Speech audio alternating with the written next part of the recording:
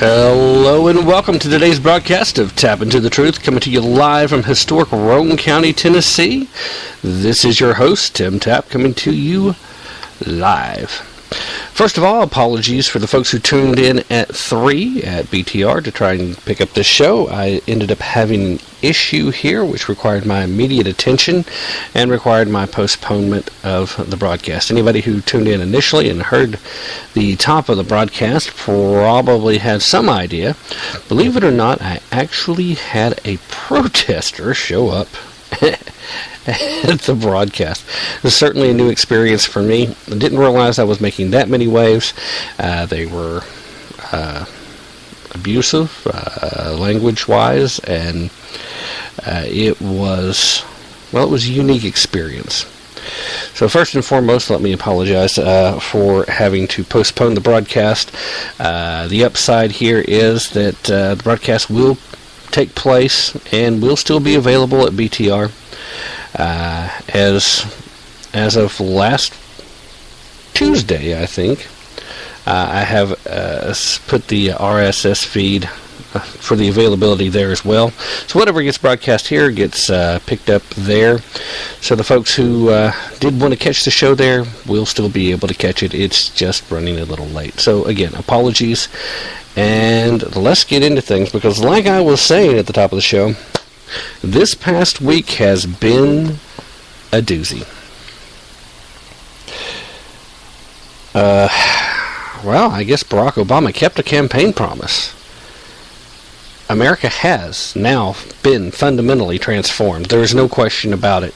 We very, very realistically have 4 separate branches of government now, and evidently all 4 have the capability to legislate.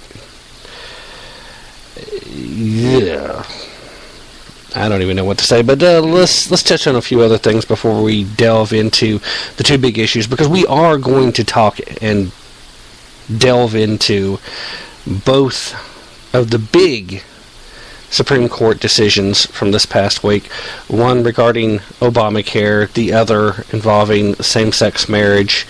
There was yet another one that is huge and will have major implications in housing as far as that's concerned. And we will focus a little bit on that next week, because it's almost been lost in the shadows. In case you did not hear, or at least haven't heard it yet, SpaceX had an unmanned craft explode today. That, of course, the upside is it was unmanned. The downside is literally hundreds of millions of dollars in investment, in experiments are all gone now. And unfortunately, given how NASA is currently being running, SpaceX is the closest thing we have to an actual space program. So on top of that, the fact that folks at the space station were actually expecting to get some resupplies from this particular craft. So that's a little disappointing. We have talked about earlier in this week, but I wanted to make sure that we touched on this. The Pope this past week told us that if you're a gun owner and call yourself Christian, then you're a hypocrite. And if you're a gun manufacturer, then you just can't be a Christian. So if you call yourself one, you're a liar. This I find very interesting coming from the Pope.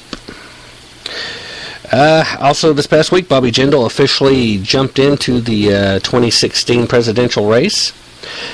We, of course, are expecting Chris Christie to officially throw his hat in the ring this coming Tuesday. I think Jindal makes for a good candidate. I think Chris Christie would be a stronger candidate if he was running for the Democrat side. So we'll see what happens. Of course, NASCAR is the latest to join the Confederate flag insanity, as NASCAR has now announced that they're going to try and ban flags at all their events. Naturally, they can't guarantee that the fans won't bring anything in, but there'll be nothing that they can control at any future events, saying that they don't want anyone perceiving a symbol of racism to be attached with their activities. And of course, the left continues to try and politicize the Charleston tragedy.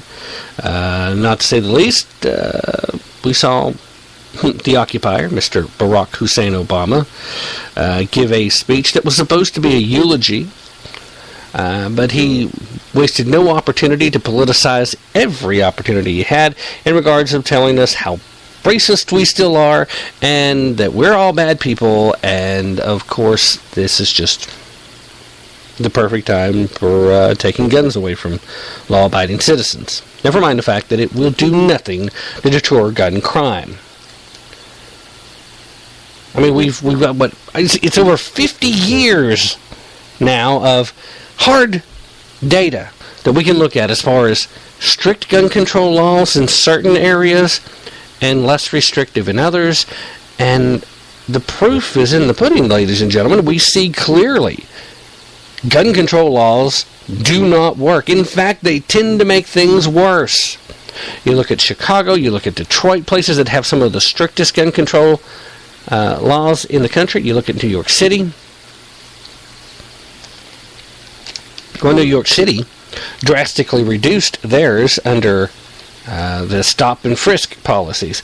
But, of course, that can't stand, because that's too much like accusing somebody of a crime. They were being profiled for their stop and frisk. So, okay, I'm not a big fan of stop and frisk just because I tend to think that maybe that argument's legit. I do think that there has to be some grounds of, I don't know, let's say probable cause. And it has to be something more than just, you look like somebody who might have a gun. In your mind, what is it that triggers that? There is some possible issues there. But let's take a hardcore look at when you move away from cities with such strict gun control laws, much less violent crime. Why is that? More law-abiding citizens with gun ownership tends to equal less violent crime, because criminals have a harder time picking a mark. Because there's more people that have the ability to defend themselves immediately instead of having to wait for a police officer to show up. There's no question. There's no doubt. The proof is there. We don't need any more evidence. Gun control doesn't work. Unless, of course, you happen to be a tyrant. Gun control works very well for tyrants. We've seen that. But as we are busy fighting each other and going on and on about things like the Confederate flag, Homeland Security and the FBI have moved the country to high alert. They consider a possible terrorist attack tied to July 4th imminent. Part of the reason for this belief is the terrorist attacks on an American chemical company in France, and also terrorist attacks on the same day as the one on France in Tunisia and in Kuwait. A mosque in Kuwait, the beaches in Tunisia.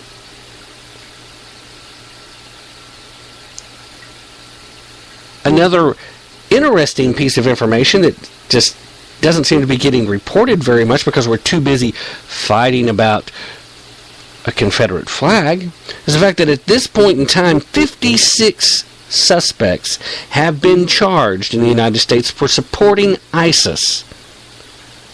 And this has been over just the last 15 months. So we're on a heightened alert. And we should be. This is dangerous. This is the world we're living in right now, and we need to be prepared for the fact that we're living in dangerous times. And when it comes to the Confederate flag,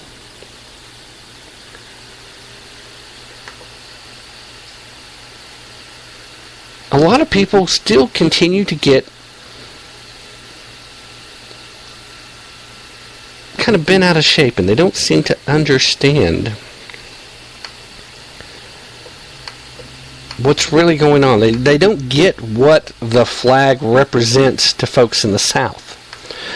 I have literally heard, over the course of the last few days, somebody from Michigan actually say, "Hey, we won, get over it, get rid of it." When in fact, that's exactly the reason why so many folks in the South have embraced. I want to read to you something that Charlie Daniels said, and he summed it up extremely well. And I had written something very similar to what he was saying, but as it turns out, his is just a little bit more eloquent. So I wanted to go ahead and read that to you, if you don't mind. I think this might help as far as why are we arguing over the Confederate flag. It's a distraction. I told you that in an earlier broadcast. But anyway, here's what Charlie Daniels had to say.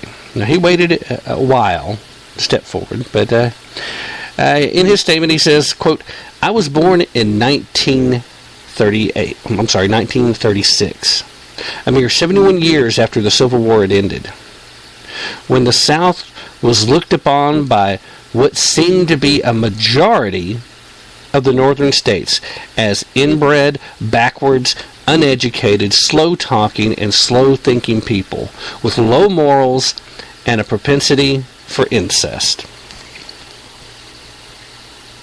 This was in the days before television, and about all the folks up north knew about Southerners was what they heard. There were a lot of people who took great pleasure in proliferating the myth, and some still do to this day. And I can account for that. I can vouch for that. That does happen. I've had conversations with folks up north who still want to grasp this stereotype, this caricature of what Southern people are. I mean, in a lot of ways,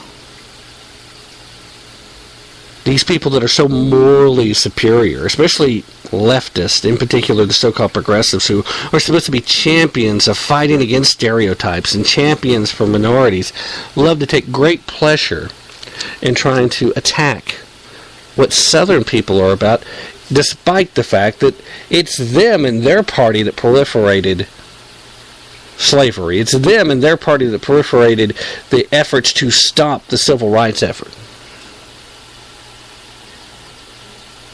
Anyway, I will get back to Mr. Daniels' statement before I get too far down that road. Continuing, quote, as you might suppose, people in the South bitterly resent this attitude and of superiority, and in some quarters, the words damn and Yankee became one word. And a somewhat fierce type of Southern pride came into being. The Confederate battle flag was a sign of defiance, a sign of pride, a declaration of a geographical area that you were proud to be from. That's all it is to me, and that's all it's ever been to me. I can't speak for all, but I know in my own heart that most Southerners feel the same way. I have no desire to reinstate the Confederacy. I oppose slavery as vehemently as any man, and I believe that every human being, regardless of color of their skin, is just as valuable as I am and deserves the exact same rights and advantages as I do. I feel that this controversy desperately needs to be settled without federal interference and input from race baiters like Al Sharpton. It's up to the individual states as to what they allow to be a part of their public image. What the majority of the people of any given state want should, in my opinion, be their policy. Unfortunately, the Confederate battle flag has been adopted by hate groups and individuals like Dylan Roof